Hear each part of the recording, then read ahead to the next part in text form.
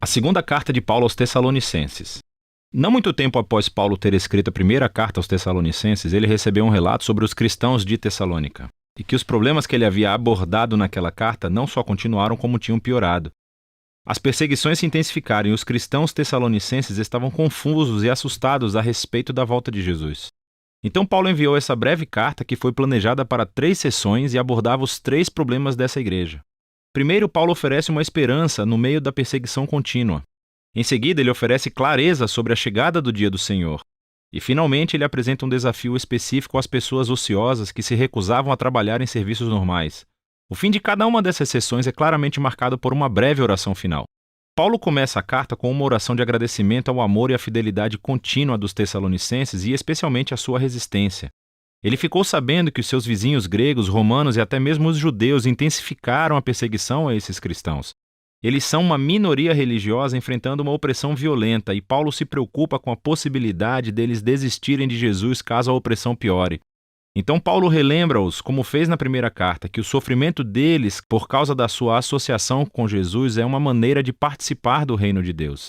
Jesus se tornou rei através do seu sofrimento na cruz. E os seus seguidores mostrarão a sua vitória sobre o mundo imitando a paciência de Jesus e a sua resistência à não-violência. Paulo também relembra-os que isso não durará para sempre, pois quando Jesus retornar, ele trará sua justiça sobre aqueles que os oprimiram e que derramaram o sangue dos inocentes. Especificamente, ele diz que a punição deles é serem banidos da presença do Senhor e da glória de seu poder. Aqui, Paulo não especula sobre o destino dos que negam a Jesus. Exceto ao dizer que, ao longo de suas vidas, eles não queriam nada com Jesus e, no final das contas, eles conseguiram o que desejavam, uma distância no relacionamento com seu Criador e Rei. E, para Paulo, essa é uma tragédia final. Optar pela distância de Jesus, que é a fonte de toda vida e amor, é abraçar a própria ruína. Ele conclui esse raciocínio orando para que Deus use o sofrimento para promover uma profunda mudança de caráter dentro deles, para que assim as suas vidas tragam honra ao nome de Jesus. Em seguida, Paulo continua abordando um problema específico relacionado ao retorno de Jesus e ao dia do Senhor. Alguém na igreja de Tessalônica estava espalhando informações erradas em nome de Paulo, dizendo que o ato final de justiça de Deus sobre a maldade humana, o dia do Senhor, já havia chegado sobre eles, e que essas pessoas provavelmente estavam prevendo datas sobre o fim de todas as coisas e assustando os cristãos. E você pode entender por quê. Devido à intensa perseguição, eles se sentiam vulneráveis quando alguém afirmava que Jesus já havia retornado como um ladrão na noite. Eles pensavam que tinham sido deixados para trás e que talvez ele tivesse abandonado os tessalonicenses em seu sofrimento. E esse tipo de conversa realmente irrita Paulo. Isso está deturpando os seus ensinos.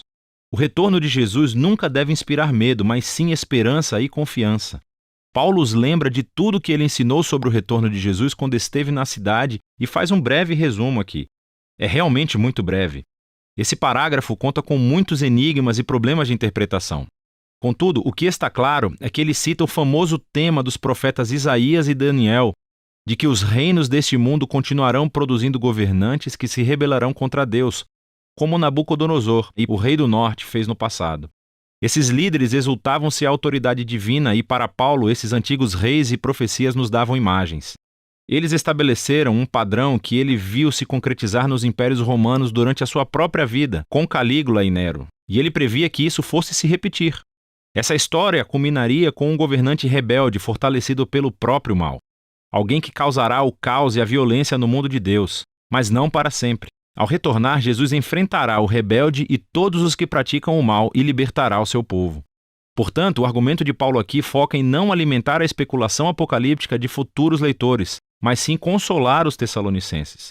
Ele recorda os ensinos de Jesus em Marcos capítulo 13, que dizem que os eventos antecedentes ao retorno de Jesus serão muito públicos e óbvios. Sendo assim, eles não precisam temer ou se preocupar em serem deixados para trás, mas precisam permanecer fiéis até que Jesus venha salvá-los.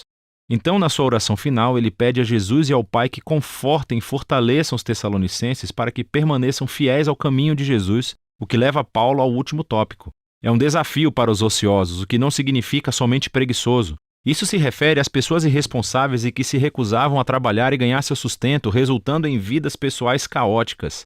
Realmente, Paulo já havia abordado esse problema em sua primeira carta e parece que tinha piorado. Agora, nós não sabemos com certeza o motivo por que algumas dessas pessoas dessa igreja se recusavam a trabalhar. É possível que esse problema esteja ligado ao anterior. Talvez algumas pessoas tenham pensado que se Jesus iria voltar em breve, eles poderiam abandonar os seus empregos e voltar à vida normal. Entretanto, é mais provável que Paulo estivesse abordando um problema relacionado a uma prática da cultura romana denominada patronagem. Havia pessoas pobres vivendo nas cidades e elas se tornavam clientes como se fossem assistentes pessoais de pessoas ricas. E eles viviam da generosidade ocasional, mas havia muitos interesses envolvidos. Às vezes isso envolvia os clientes no modo de vida moralmente corrupto do seu patrono, para não mencionar que isso gerava uma renda imprevisível. É a isso que Paulo parece se referir quando diz que essas pessoas levam uma vida desordenada. Elas não estão trabalhando, estão se metendo na vida dos outros. Paulo relembra-os de um exemplo que ele deu quando estava com eles. Ele não pediu pelo seu dinheiro. Ele tinha um trabalho manual e pôde ganhar seu próprio sustento, para que pudesse servir aos Tessalonicenses de graça. Ele diz que isso é o ideal. Um seguidor de Jesus deve seguir o exemplo do amor de entrega de Jesus através do trabalho duro. Dessa maneira, eles podem se sustentar e as suas vidas podem ser um benefício para as outras. E ele conclui com uma oração final. Que no meio de toda a confusão e sofrimento deles, Deus lhes conceda paz, através do Senhor Jesus, o Messias. Esta breve carta aos Tessalonicenses nos ajuda a perceber a antiga crença cristã no retorno de Jesus e a esperança na chegada do juízo final. Essas ideias não foram concebidas para criar especulações sobre cronogramas apocalípticos, senão para trazerem esperança. Elas inspiram a fé e a devoção a Jesus, especialmente para os cristãos perseguidos que enfrentavam oposição violenta. E assim, para as próximas gerações de cristãos, estando eles sob perseguição ou não, essa carta nos lembra de que aquilo em que você coloca a sua esperança molda a vida que você vive. E é disso que se trata a segunda carta aos Tessalonicenses.